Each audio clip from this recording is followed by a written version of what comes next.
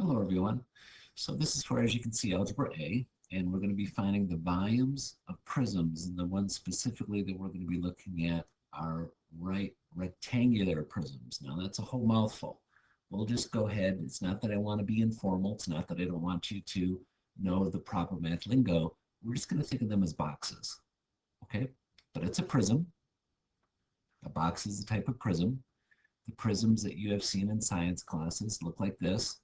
And that's because it's a triangular prism. This is the shape of the base, and it's a triangle. Okay? It has two matching bases. This over here would be another base. So it's a triangular prism. Right? This is a rectangular prism. Its base is a rectangle. Heck of a rectangle. This is a base, and this is the base. Okay? So this would be a rectangular prism. These are the kind of things that the boxes of what we're going to be using to find the volume. The formula for finding the volume of a box is length times width times height. So how about length, width, and height? So it's 5 times 5 times 8.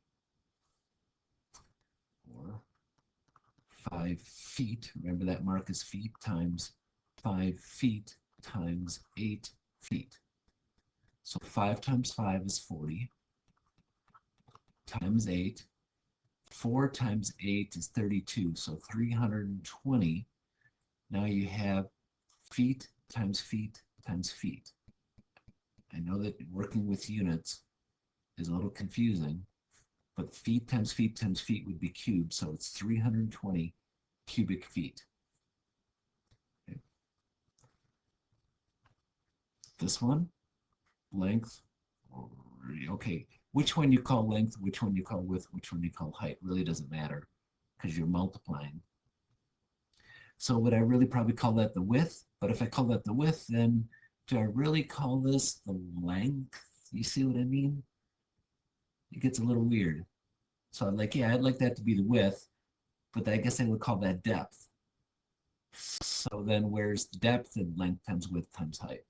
So I don't want to get hung up on which one's length, which one's width, which one's height. Just know you're multiplying three numbers. There are the three numbers, and away you go. Okay. So 6 miles times 2 miles times 8 miles.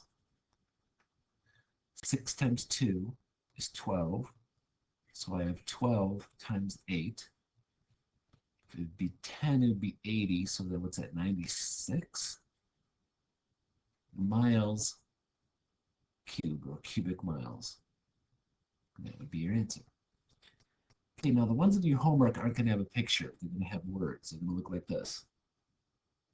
A rectangular prism has a length of 12, a height of 13, and a width of 8. What's the volume? So volume is length times width times height. 12 times 8 times, where did it go? 13. Now, all these are feet. And I would need a calculator for this one. So let me get out the calculator quick. So we've got 12 times 8 times 13, which gives you 1,000, here, right here, 1,248, and they give you the units, cubic feet. Bunk, and you hit the submit button, and you're done. So I think that's all I need to show y'all. Thank you very much for your time. Have a great one.